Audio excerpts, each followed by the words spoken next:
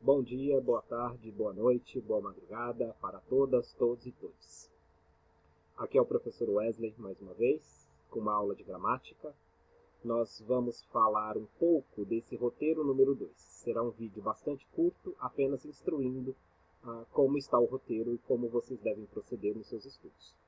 O roteiro chama-se A Trama do Texto.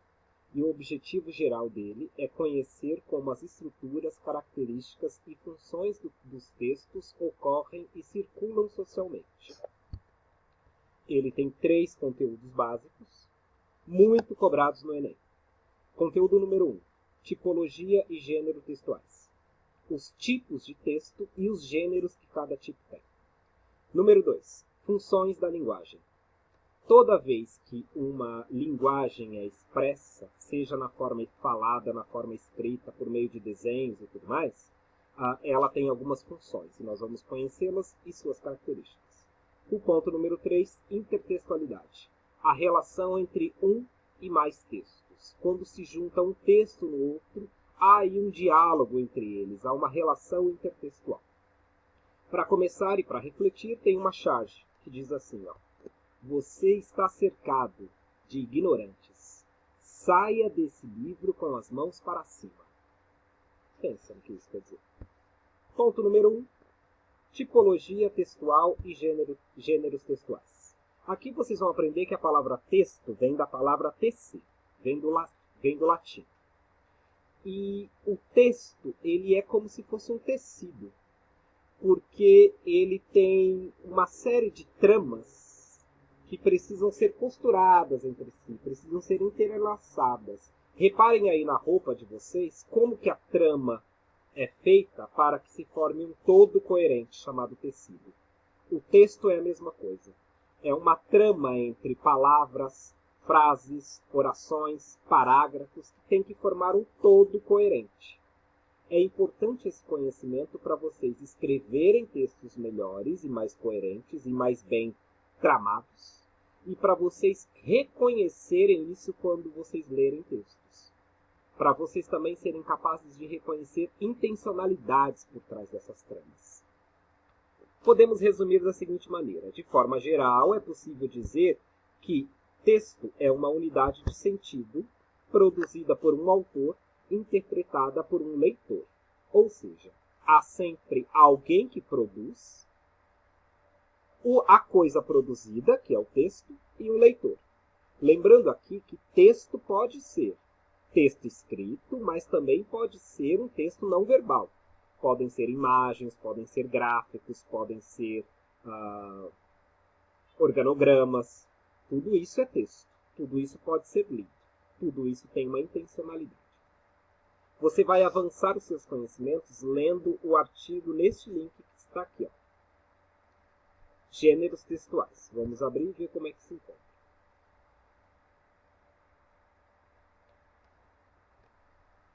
Ele explica o que é um gênero textual.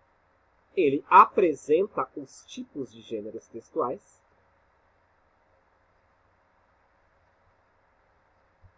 Apresenta um organograma. Elementos dos gêneros textuais. Diferenças entre tipo e gênero textual. Só isso que vocês vão precisar ler. Continuando o roteiro. Depois de ter conhecido tipos e gêneros textuais, elementos dos gêneros textuais e gêneros literários, vocês vão observar esta imagem, em que ele apresenta em 5 colunas os tipos textuais e os gêneros que aparecem em cada tipo. É preciso lembrar que um tipo textual é a estrutura que um texto tem. Que estrutura que ele obedece? Dentro dessa estrutura eu posso ter vários gêneros. Então, dentro da estrutura do texto narrativo, que é um texto feito com tempo, espaço, personagem, ações, enredo, eu posso ter um romance, uma novela, uma crônica, uma fábula. Todos esses tipos narrativos estão dentro desses gêneros. O segundo tipo que vocês vão conhecer é o tipo descritivo. Ele vai descrever uma cena, uma ação, uma paisagem, um animal, uma pessoa. Os gêneros desse tipo podem ser o diário, relato de viagem, biografia, reportagem, vários outros. O terceiro tipo textual é o texto expositivo. Ele tem por objetivo expor uma ideia, apresentar uma ideia. Então ele pode ser um seminário, uma palestra, uma conferência, uma entrevista, um resumo, uma sinopse. O texto argumentativo, ele tem por objetivo defender uma ideia, não só apresentar, mas também defender por meio de argumentos. Esse tipo de texto encontra-se os seus gêneros em editorial, em artigo de opinião, em resenha crítica, ensaio, carta do leitor, redação do Enem.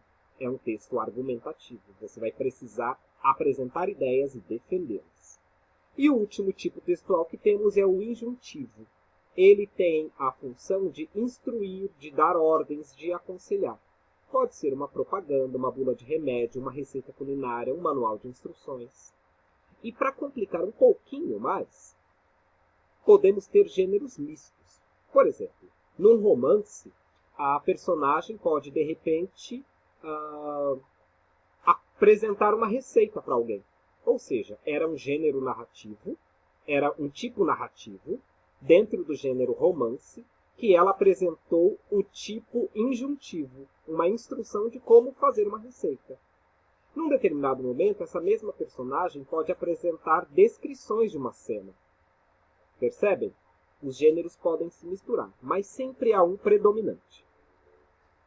Vocês vão ler atentamente esses tipos textuais e esses exemplos, de onde eles podem aparecer enquanto gêneros textuais, e fazer a primeira atividade, que é ler essa charge e responder essas perguntas, e responder entre essas 5 alternativas, quatro alternativas, qual que você acha que é mais adequada. Você pode responder ou nos comentários do Classroom ou mandar por e-mail para mim. Seguindo, a gente tem o ponto número 2, que são as funções da linguagem. Toda vez que alguém exprime alguma linguagem, pode ser verbal ou não verbal, essa pessoa tem uma intenção. E ela faz a partir de um tipo, a partir de uma função de linguagem. A gente vai ler aqui esse primeiro trecho. As funções da linguagem são formas de utilização da linguagem segundo a intenção do falante. Elas são classificadas em 6 tipos: função referencial, função emotiva, função poética, função fática, função conativa e função metalinguística. Vocês vão terminar a leitura desse trecho e abrir o link que apresenta detalhes sobre cada uma dessas funções. Vão fazer essa leitura.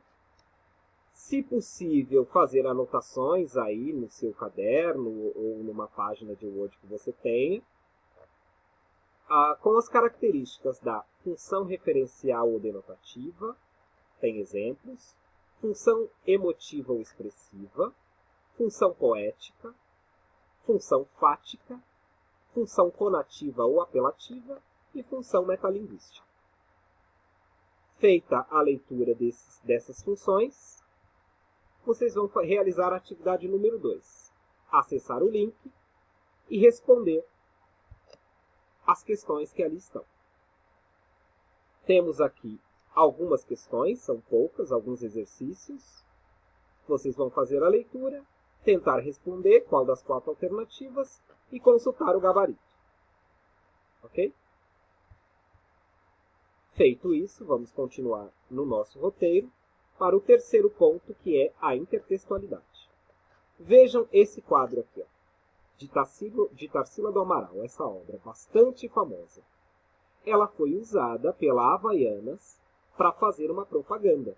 Então, o que a Havaianas fez? Ela pegou um texto que já existia, que era o quadro. Lembra que texto também pode ser imagem. Ela pegou um texto que já existia e inseriu o seu texto. Havaianas, todo mundo usa. e a personagem ali do quadro está usando uma sandália havaiana. Então, foi feita aqui uma relação entre dois textos, uma intertextualidade. A intertextualidade é a influência e relação entre dois ou mais textos, realizando a análise das referências que existem em cada um deles. Então, aqui é muito importante você conhecer as referências, ou seja, de onde vem o primeiro texto. De quem era aquele quadro, que quadro era aquele. A gente consegue isso conhecendo bastante de cultura geral. Devorando mesmo coisas, observando imagens, lendo bastante, se nutrindo de referências, se nutrindo de uma coisa chamada capital cultural, se nutrindo dessa cultura que a humanidade produziu. Você vai aprofundar esses conhecimentos com esses 5 links que temos aqui, para conhecer como é a intertextualidade no Enem, como a intertextualidade acontece, tipos de intertextualidade e exemplos, exemplos de intertextualidade na literatura e exemplos na música. Acessem esses links e se aprofundem. Solicito uma atividade número 3, que é: para entender mais sobre gênero e tipologia textuais, uma videoaula do YouTube bem curtinha, 10 minutos. Para entender melhor funções da linguagem, uma outra videoaula também curta de 6 minutos.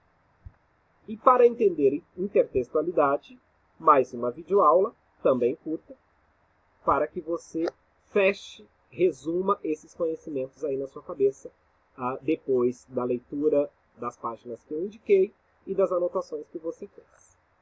Aí vem esse quadro final aqui, que é o Para Saber Mais, em que eu apresento um trecho do filme Shrek, apresentando as várias referências que o filme pegou para ser produzido, ou seja, tem uma série de intertextualidades ali dentro do Shrek, intertextualidades com outros filmes. Eu coloco Divirta-se com um filme baseado em paródia de clássicos. O filme se chama Rebobine, por favor. Tem o filme completo aqui nesse link do YouTube. Ele está dublado. Eu acho que tem legendado também, vocês podem procurar. É um filme bem divertido.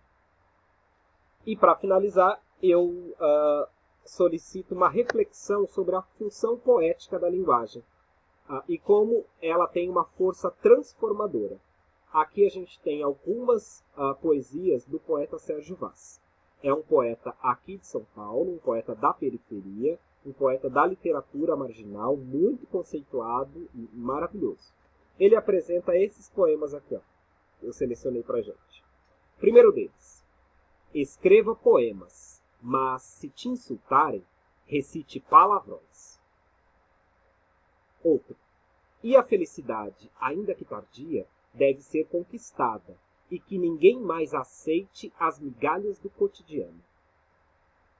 Para finalizar: enquanto eles capitalizam a realidade, eu socializo meus sonhos.